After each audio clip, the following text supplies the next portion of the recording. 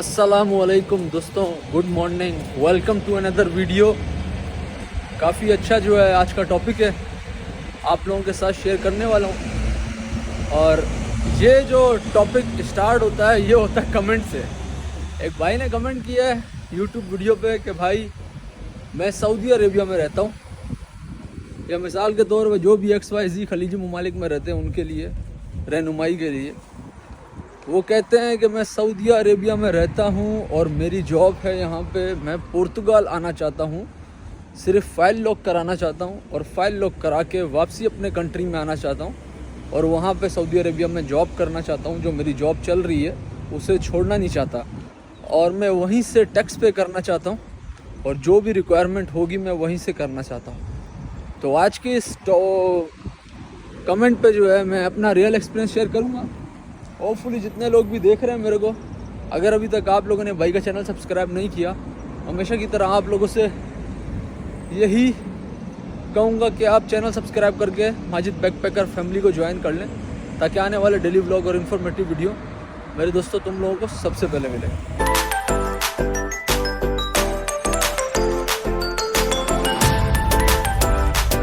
Saudi Arabia में रहने वाले जितने भी दोस्त हैं, अगर वो भी इसी तरह का सोच रहे हैं कि भाई हम आ जाते हैं पुर्तगाल, अपनी जॉब वगैरह कंटिन्यू करेंगे और यहाँ पे फ़ाइल वगैरह पेपर शेपर इमिग्रेशन के करवा लेंगे सारा कुछ, क्योंकि एक दूसरे से लोग सुनते रहते हैं। पर सबसे पहले तो लीगल वे की बात करते हैं कि भाई ये लीगली अलाउ है या नहीं है। अगर कानून के तहत देखा जाए तो ये तमाम एक्टिविटी इल्लीगल है। आप सऊदी अरेबिया में हो या यूरोप के किसी भी कंट्री में हो और आप जो है वहाँ पे बैठ के अपना प्रोसेस चला रहे हो, कानूनी तौर पर ये इल्लीगल है, क्योंकि इनका आर्टिकल नहीं कहता कि भाई आप मुल्क से बाहर बैठो, काम दूसरे कंट्री में करो और वहाँ से जो है कॉन्ट्रैक्ट ख़रीदो और यहाँ पे टैक्स चलाओ और फिर आप बायोमेट्रिक के टाइम आके फिंगर दे दो। अब बात करते हैं कि इस तरह लोग करते हैं या नहीं करते। तो हम पुर्तगाल में रहते हैं, बेतहाशा लोग ऐसे हैं जिन्होंने दूसरे मुल्कों में फ़ाइल्स वगैरह लॉक की हुई हैं और फाइल्स वगैरह लॉक करने के बाद जो है वो यहाँ पे पुर्तगाल के अंदर अपना टैक्स वगैरह या जो भी सिस्टम उनका होता है कॉन्ट्रैक्ट का, टैक्स का, वो चला रहे हैं। और कुछ लोग ऐसे होते हैं जिनकी लग अच्छी होती है या जिनके कॉन्ट्रैक्ट वगैरह जो है अच्छी कंपनीज़ के होते हैं, उनको डॉक्यूमेंट मिल जाते हैं। और सख्त हकीकत ये है, मैं ख़ुद ऐसे दोस्तों को बज़ाहिर जानता हूँ जिन्होंने 3-3, 4-4 हज़ार यूरो के कॉन्ट्रैक्ट ख़रीदे पुर्तगाल में, दूसरे कंट्रीज़ में बैठ के ही फ़ाइल लॉक कराई यहाँ पे। और लॉक कराने के बाद जो है यूरोप के मुल्कों में लॉक कराने के बाद जो है जब वो बायोमेट्रिक देने आते हैं यहाँ पे पुर्तगाल में, तो कोई ना कोई कहानी उनकी ऐसी हो जाती है कि वो 8-8, 9-9 महीने से अभी तक खजल ख्वार हो रहे हैं, ना आगे की कहानी का पता है ना पीछे की कहानी का पता है। कुछ दोस्त हैं जिनका ऐसा ये सिस्टम में नाम आ जाता है और वो सिस्टम के बारे में भी मैं बता चुका हूँ कि अगर आपके किसी भी दूसरे यूरोपियन कंट्री के अंदर बायोमेट्रिक हुए हैं और अगर आप यहाँ फिंगर देने जाते हैं और वो बायोमेट्रिक शो हो जाते हैं, तो वो फिर आपको उस मुल्क से क्लियरेंस करानी पड़ती है जिस मुल्क में आपके बायोमेट्रिक हुए होते हैं। ये तो बात हो गई छोटी सी लबो लुबाब सी यूरोप के मुल्कों की।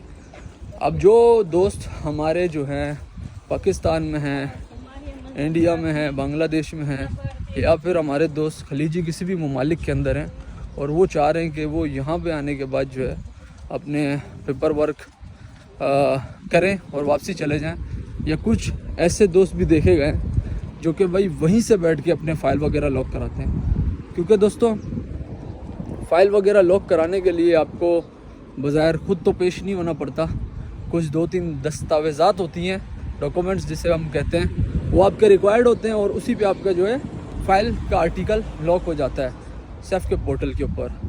तो कुछ ऐसे दोस्त हैं जिन्होंने पाकिस्तान से यहाँ पे फ़ाइल लॉक की हुई हैं, वो ख़ुद पाकिस्तान में मल्टीपल एंट्रीज़, काफ़ी बार यूरोप के वीज़े उनके पास। तो एक दोस्त यहाँ पे मिले, उन्होंने इसी तरह पुर्तगाल में पेपर लिए, उनकी लक अच्छी थी। बताने का मकसद ये लीगल वे में ये अलाउ नहीं है, लेकिन उस बंदे ने पाकिस्तान से बैठे बैठे जब फ़ाइल लॉक की यहाँ पे, उसके बाद मल्टीपल एंट्री वीज़ा लेकर आया यहाँ पे, और यहाँ पे आने के बाद उसने जो है एक अकाउंटेंट हायर किया। अकाउंटेंट हायर करने के बाद वो अपना 89 आर्टिकल में उससे तमाम तर सिस्टम चलाता रहा। चलाने के बाद यहाँ पे आया, और जिस पासपोर्ट पे वो आया था यहाँ पे, वो उसने यहाँ पे चेंज कर दिया, नया पासपोर्ट बनवाया, और उस पर बायोमेट्रिक फिंगर हुए उसके, और उसको यहाँ पे डॉक्यूमेंट मिल गया। उसकी लक अच्छी थी, लेकिन इलीगली है ये सारा कुछ, लीगल नहीं है। अब वो सऊदी अरेबिया वाले भाई जो हैं उनको समझ आ गई होगी कि लीगल क्या है, लीगल क्या है, लेकिन लोग कर रहे हैं और कुछ कामयाब भी हो जाते हैं और कुछ लटक भी जाते हैं। तो दोनों पहलू मैंने आप लोगों के साथ शेयर कर दिए दोस्तों। अगर तो आप लटक जाते हो तो आपका फिर पैसे भी ज़ाया हैं और वक्त भी जाएगा, टैक्स के पैसे भी जाएंगे, तमाम सारी चीज़ें जाएंगी। लेकिन आप क्लियर अगर हो जाते हो तो फिर आपकी जॉब भी है दूसरे कंट्री में, आपने वहाँ पे पैसा भी कमा रहे हो, यहाँ भी भेज रहे हो, तो सारा सिस्टम चल रहा है। तो जितने भी दोस्त हैं वो अपने बारे में बेहतर सोच सकते हैं। दोनों पहलू मैंने आप लोगों को बता दिए हैं भाई, कि अगर आप दूसरे मुल्क में यहाँ पे सिस्टम करते हैं, कुछ क्लियर भी हुए हैं लड़के, कुछ नहीं भी हुए, लेकिन ये तमाम तर सिचुएशन सारी इलीगली है।